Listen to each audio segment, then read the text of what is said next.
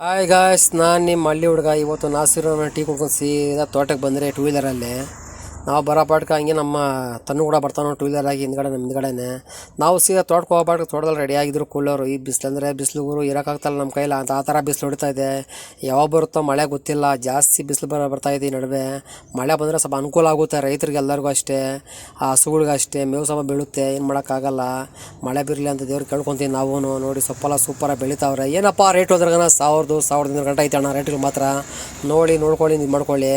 ಬೆಳಿಗ್ಗೆ ಸಾಯಂಕಾಲ ಮಾತ್ರ ನೀರು ಹಾಕ್ಕೊಳ್ಳಿ ದಯವಿಟ್ಟು. ಅದೇ ಕೇಳ್ಕೊಳ್ಳೋಣ ರೈತರಲ್ಲೇ ವಿನಂತಿ ನಮ್ಮದು ಅದೇ. ಬೆಳಿಗ್ಗೆ ಸಾಯಂಕಾಲ ನೀರು ಹಾಕ್ಕೊಳ್ಳಿ, ಮಧ್ಯಾಹ್ನ ಮಾತ್ರ ನೀರು ಹೋಗಬೇಡಿ. ಯಾಕಪ್ಪ ನೀರು ಹಾಕ್ಬಾರ್ದು? ಬಿಸಿ ಜಾಸ್ತಿ ಅಲ್ಲ ಗುರು, ಭೂಮಿ ಬಿಸಿ ಜಾಸ್ತಿ ಇರುತ್ತೆ. ನೀರೋದು ಏನಾಗೋದು ಬಿಸಿಗೆ ಎಲ್ಲ ಸೊಪ್ಪೆಲ್ಲ ಹೋಗ್ಬಿಡ್ತದೆ.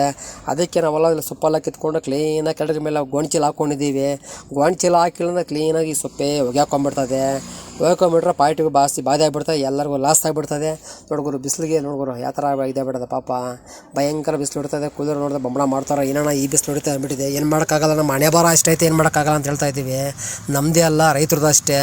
ರೈತರು ಬೆಳಿಬೇಕು, ನಾವೆಲ್ಲ ಸೊಪ್ಪೆಲ್ಲ ಖಾಲಿ ಮಾಡ್ಬೇಕು, ಹಂಗಾಗ್ಬಿಡೋ ಪರಿಸ್ಥಿತಿಗಳು. ಪರವಾಗಿಲ್ಲ, ಸ್ವಲ್ಪ ರೈತರು ಚೆನ್ನಾಗಿರ್ಬೇಕು ನಮ್ಗೆ ಅಂದ್ಬಿಟ್ಟು ನಮ್ಗೆ ಇದು ನೋಡ್ಗುರು ಈ ಥರ ಇರ್ತದೆ. ನಮ್ಮ ರೈತರ ಬಾಧೆ, ನಮ್ಮ ಕೂಲರ್ ಬಾಧೆ ಬಿಸಿಲಲ್ಲಿ ಯಾರಿಗೆ ಬೇಕು ಈ ಬಾಧೆ ಅನಿಸ್ತದೆ.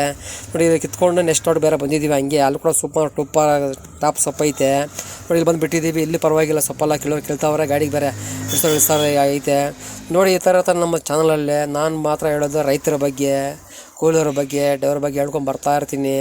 ಯಾವುದಕ್ಕೂ ಲೈಕ್ ಕೊಡ್ತೀರ ನಮ್ಮ ಹತ್ರಲ್ಲೇ, ಇದಕ್ಕೆ ಲೈಕ್ ಕೊಡಿ, ಶೇರ್ ಮಾಡಿ. ನಮ್ಮ ಚಾನಲ್ನ ಹಂಗೆ ನೀವು ಫಾಲೋ ಮಾಡ್ಕೊಂಡು ಬರ್ತಾ ಇರ್ಬೇಕು ಗುರು.